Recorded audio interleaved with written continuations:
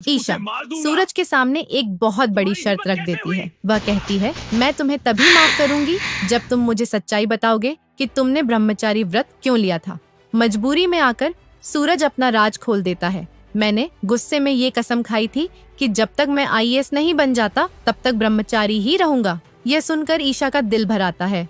वह वहीं ठान लेती है कि अब चाहे जो हो जाए वह सूरज को आईएएस बनाकर ही दम लेगी। लेकिन दूसरी तरफ बिंदिया एक बहुत गहरी साजिश रच रही होती है। वह गुलाब सिंह के कान भरती है कि सूरज के घर में काव्या और आरव की मौजूदगी आगे चलकर बगावत बन सकती है। बिंदिया आरव की आंखों में वही आग देख चुकी होती है जो कभी ईशा की आंखों में थी। इसलिए गुलाब सिंह और बिंदिया मिलकर एक खतरनाक प्लान बनाते हैं। वे काव्या और आरव को घर से बाहर निकालना चाहते हैं और इसके लिए वे सूरज को ही मोहरा बनाते हैं। वे दोनों काव्या और आरव को गुंडों से किडनैप करवा देते हैं और फिर गुलाब सिंह जानबूझकर सूरज को फोन करता है। अगर तुम्हें काव्या और आरव की जान बचानी है तो एक बार फिर गुंडा बनना होगा। असल में यह सब गुलाब सिंह और बिंदिया की चाल होती है। वे चाहते हैं कि सूरज किसी पर गोली चला दे ताकि उसे मर्डर केस में फंसाकर जेल भिजवाया जा सके और रास्ता साफ हो जाए। इधर ईशा सूरज को समझा चुकी होती है और उसके बदले उसे माफ भी कर देती है। सूरज आईएएस बनने के लिए तैयार हो जाता है। पूरा घर खुश हो जाता है। ताइमा और अरविंद का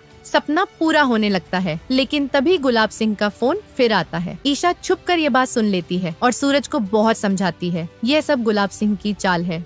तुम कुछ भी करना पर गोली मत चलाना। लेकिन सूरज अपने गुस्से और जिद में ईशा की बात अनसुनी कर देता है और कह देता है, मैं अब हमेशा गुंडा ही रहूंगा, आईएएस कभी नहीं बनूंगा। यह सुनकर ईशा टूट जाती है। उसकी आंखों से आंसू निकल आते हैं और वही आंसू सूरज की सबसे बड़ी कमजोरी बन जाते हैं। सूरज ईशा को रोता छोड़ गुलाब सिंह के घर चला जाता है। वहाँ गुलाब सिंह उसके हाथ में फिर से बंदूक थमा देता है और सूरज काव्या आरव को बचाने निकल पड़ता है। वहाँ गुंडों से झगड़ा होता है, हाथापाई होती है और सूरज धीरे धीरे उसी जाल में फंसता चला जाता है जिसे गुलाब सिंह और बिंदिया ने उसके लिए बिछाया होता है। उधर गुलाब सिंह और बिंदिया आराम से सीसीटीवी पर सब देख रहे होते हैं, इस इंतजार में कि कब सूरज गुस्से में गोली चला दे और उनकी चाल पूरी हो जाए। सूरज गुंडों से लड़ते लड़ते गोदाम के अंदर तक पहुंच जाता है। चारों तरफ अंधेरा, धूल और बारूद की गंध फैली होती है। काव्या और आरव एक लोहे की रॉड से बंधे होते हैं। उन्हें देखकर सूरज का खून खौल उठता है। तो दोस्तों, ऐसे में सूरज को बंदूक चलाना चाहिए या ईशा की बातों का ध्यान रखना चाहिए? कमेंट में जरूर बताइए।